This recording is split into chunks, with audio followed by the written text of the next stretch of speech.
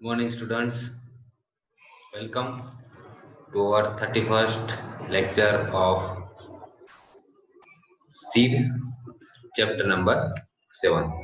Last lecture के अंदर हमने प्रोजेक्ट सेटअप प्लानिंग के बारे में थोड़ा इंट्रोडक्शन पढ़ा था कि कौन कौन से प्रोडक्ट होते हैं और उसकी क्लासिफिकेशन क्या थी। ठीक है, आज हम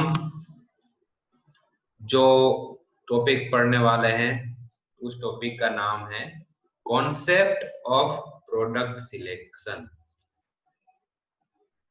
प्रोडक्ट सिलेक्शन का कॉन्सेप्ट क्या क्या होता है उसके बारे में हम डिस्कस करेंगे।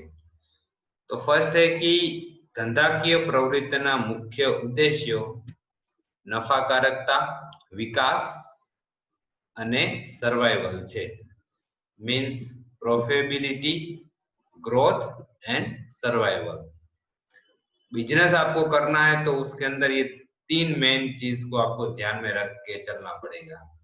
ठीक है, आपको अच्छे से प्रॉफिट होना चाहिए, आपकी कंपनी का ग्रोथ भी अच्छे से होना चाहिए और आपकी कंपनी मार्केट में टिकनी चाहिए। आ पैकी विकासનો ઉદ્દેશ્ય પૂર્ણ કરવા ધંધાકીય એકમમાં ક્રમિક રીતે નાણાકીય રોકાણ વધારીને ધંધાનો વિકાસ કરવામાં આવે છે। तो इन तीन पॉइंट में से ग्रोथ कैसे होगी? तो ग्रोथ, आप ज्यादा पैसे इन्वेस्ट करोगे, आपका ज्यादा एरिया बढ़ेगा तो ग्रोथ आपकी होगी। तो ग्रोथ के लिए पैसे चाहिए। ठीक है, सामान्य रीते कोई पण एकम क्रमिक रीते वामनमांथी विराटનું स्वरूप धारण करे છે। मीन्स कि आपका जो इंडस्ट्री था, पहले स्मॉल स्केल इंडस्ट्री था, उसके बाद धीरे धीरे वो बढ़ता गया, तो वो स्मॉल में से बिग इंडस्ट्री आपका बन गया। आ प्रकारનો क्रमिक विकास વધારાના નાણાકીય રોકાણ દ્વારા થાય છે। ग्रोथ किस तरीके से होगी कि आप ज्यादा पैसे इन्वेस्ट करोगे तो आपकी ग्रोथ होगी। આવું રોકાણ સ્થિર મિલકતોના સ્વરૂપે યાંત્રિક ક્ષમતાની વૃદ્ધિમાં અને પેદાશ વૈવિધ્ય मतलब प्रोडक्ट डाइवर्सिटी में परिणमे છે। अगर आप पैसे इन्वेस्ट करोगे तो आपको डेफिनेटली प्रोडक्ट आपका नए नए लॉन्च करने पड़ेंगे, तो आपकी मशीनरी के अंदर भी इंप्रूवमेंट आएगा अगर आप नई मशीनरी वगैरह लोगे, और प्रोडक्ट की डाइवर्सिटी मतलब विविध प्रोडक्ट भी आप बनाओगे। आम पेदाशनी संख्यामां थतो उत्तरोत्तर वधारो ए एकमना व्यूहात्मक संचालनનું परिणाम છે। तो प्रोडक्ट के अंदर जो अलग अलग आप इंक्रीमेंट कर रहे हो, पहले ये बना रहे थे, फिर दूसरा ये बनाना चालू किया, तीसरा ये बनाना, जैसे जैसे प्रोडक्ट बढ़ेंगे वैसे वैसे आपकी कंपनी का ग्रोथ होगा। तो प्रोडक्ट का सिलेक्शन किस तरीके से करना है वो हम देखेंगे। तो उसके अंदर कुछ स्ट्रेटजी है। પેદાશની પસંદગીમાં નીચે દર્શાવ્યા પ્રમાણે વિવિધ પ્રકારની સ્ટ્રેટજી વિકસાવવામાં આવે છે। तो फर्स्ट स्ट्रेटजी है नवी पैदाश, मतलब इनोवेटिव प्रोडक्ट, वो कभी था ही नहीं, पहले आपने इनोवेशन किया। दूसरा है नकल वाली पैदाश, इमिटेटिव प्रोडक्ट, मतलब पहले वो चल ही रही, जैसे मोबाइल चल रहा है, फिर मोबाइल ही बनाना है मुझे, तो दूसरे कंपनी ने मोबाइल दूसरा बनाया, तीसरी कंपनी ने मोबाइल ही बनाया, तो नकल वाली पैदाश वो हो गई। ठीक है, फिर सेकंड पॉइंट है हरीफ सामेनी आक्रामक नीतिमांथी निपजती पैदाश के संरक्षणात्मक नीतिनी व्यूहात्मक व्यूहरचना हेठळ विकसावाती पैदाश।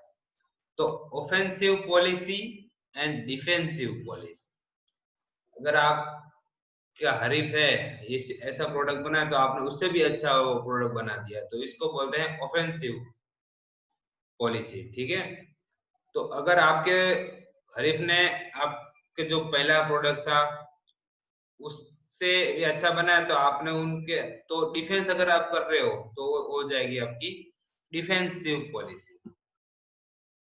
तो ये सेकंड हो गई। थर्ड है आपकी उद्योग साहसिकताना प्रयत्नोमांथी विकसावाती पैदाश, एंटरप्रेन्योर रियल एफर्ट्स अथवा सरकारी तंत्र हेठળ વિકસાવાતી પેદાશ। तो अगर आप खुद से एंटरप्रेन्योर बन के जो प्रोडक्ट बनाते हो वो एफर्ट्स आपके वो प्रोडक्ट सिलेक्शन के अंदर आपकी एंटरप्रेन्योरियल एफर्ट्स मानी जाएगी और गवर्नमेंट के थ्रू होती है तो वो सरकारी तंत्र हेठળ વિકસાવાતી પેદાશ કહેવામાં આવશે। फोर्थ है आंतरिक विकास, इंटरनल डेवलपमेंट द्वारा विकसावाती पेदाश के बाह्य एकमनी खरीदी द्वारा उमेराती नवी पेदाश। तो ये हो गए आपके 4 स्ट्रेटजीज, किस तरीके से आप प्रोडक्ट आप बना सकते हो, समझ गए। अब आगे बढ़ते हैं, कौन कौन से रिस्क है प्रोडक्ट के अंदर। तो नवी पेदाश पसंदगीનું व्यापक स्वरूप नीचे प्रमाणे હોય છે। अगर आप कोई नया प्रोडक्ट बनाते हो तो उसके अंदर किस तरीके से रिस्क होगा।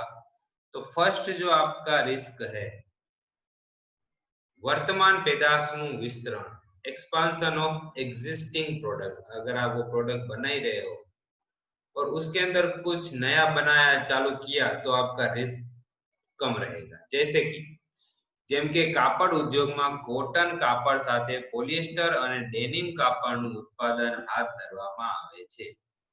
पहले आप कॉटन का कपड़ा बना रहे थे, अब आपने सोचा कि चलो थोड़ा ग्रोथ करते हैं, बिजनेस बढ़ाते हैं, तो फिर आपने पॉलिएस्टर बनाना चालू किया, फिर डेनिम भी बनाना चालू किया। तो इसके अंदर क्या हुआ कि आपको पता ही है कि कापड़ कैसे बनता है, आपके पास ऑलरेडी मशीन है सारी, तो इसके अंदर जो आपका रिस्क होगा वो बहुत ही लो रिस्क होगा। ठीक है, तो इसको बोलते हैं एक्सपांशन ऑफ एग्जिस्टिंग प्रोडक्ट। अभी जो आप प्रोडक्ट आपका कंपनी बना रही है उसके अंदर ही थोड़ा बहुत चेंजेस करके कुछ नया बनाना। क्लियरली, तो ये होता है आपका लो रिस्क। दूसरी चीज है संबंधित पेदाशोनी पसंदगी द्वारा वैविध्यकरण। It means related diversification. आ प्रकारनी कंपनी वर्तमान पेदाश साथे संबंध धरावती पेदाशोनी पसंदगी करवामां आवे छे।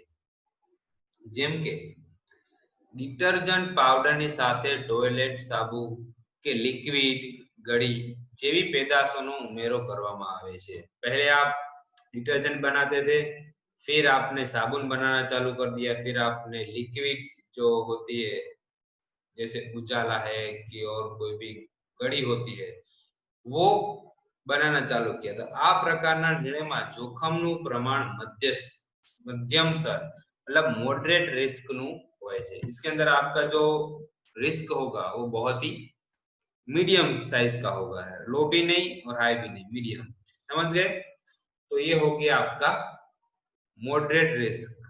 ठीक है, किस तो ऐसे भी आप मार्केट में और भी सोच सकते हो कि कौन सी प्रोडक्ट के रिलेटेड कोई प्रोडक्ट हो सकती है। जैसे अपने कंप्यूटर बना रहे हो तो साथ साथ में माउस बनाना भी चालू कर दिया। ठीक है, तो इस तरीके से आप आपका जो बिजनेस है उसको थोड़ा ग्रोथ कर सकते हो। नवी पेदाश पसंदगीનું व्यापक स्वरूप नीचे प्रमाणे હોય છે। એમાં थर्ड आपका है अनरिलेटेड डाइवर्सिफिकेशन। इसके आपके पहले एग्जिस्टिंग प्रोडक्ट से कुछ लेना देना ही नहीं होता। असंबंधित पेदाशोनी पसंदगी द्वारा वैविध्यकरण। आ प्रकारनी पेदाश पसंदगीमां कंपनीनी हयात पेदाशोथी तद्दन भिन्न एवा प्रकारनी नवी पेदाशोनी पसंदगी करवामां आवे छे।